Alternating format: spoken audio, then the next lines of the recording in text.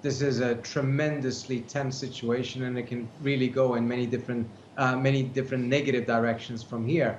The real trick here is to find a way to be able to de-escalate. And I think President Trump, even though I believe that he's responsible for this mess because he started it by walking out of the nuclear deal and starting this economic warfare against Iran. But nevertheless, today, I think he once again made clear that he really does not want a military confrontation. The problem is that he has surrounded himself in the White House by people who completely disagree with him on this. John Bolton has been arguing for war with Iran for the last 20 years, and he is now closer to materializing his dream of a war with Iran than he's ever been before.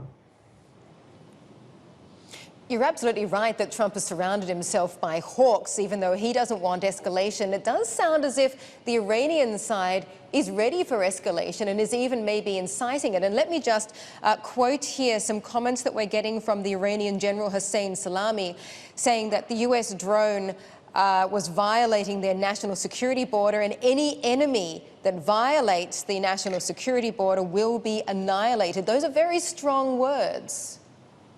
Very strong words, very dangerous words.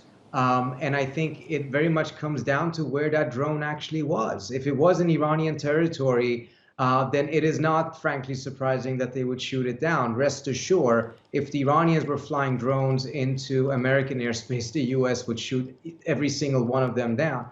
If it, however, was in international airspace, then it's a different story. And then it may be an indication that the Iranians, too, at least some elements there, do want to counter-escalate, which incidentally, U.S. intelligence ascribed to the Iranians wanting to respond to all of the pressure Trump has put on them, which brings me back to my original point.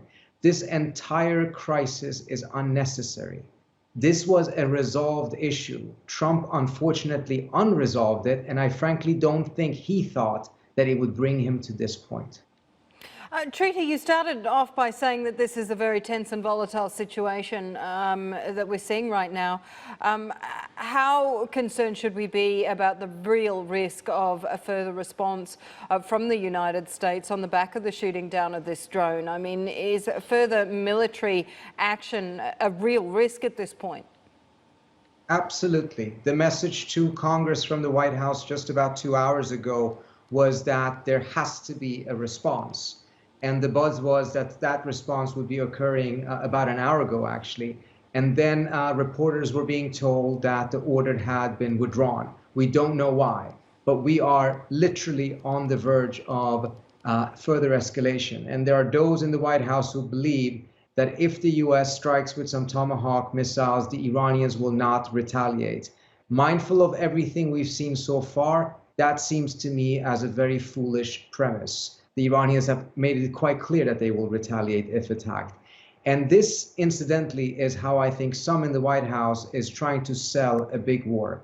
They're selling it by just packaging it as a small escalation. But it's those small escalations that eventually lead to a big war, particularly at a moment when we have essentially no diplomacy taking place. Hi, I'm Emily Tan, and thanks for watching CNBC. You can check out more of our videos by clicking on the boxes on the screen, and don't forget to subscribe to the channel for more. Thanks for watching.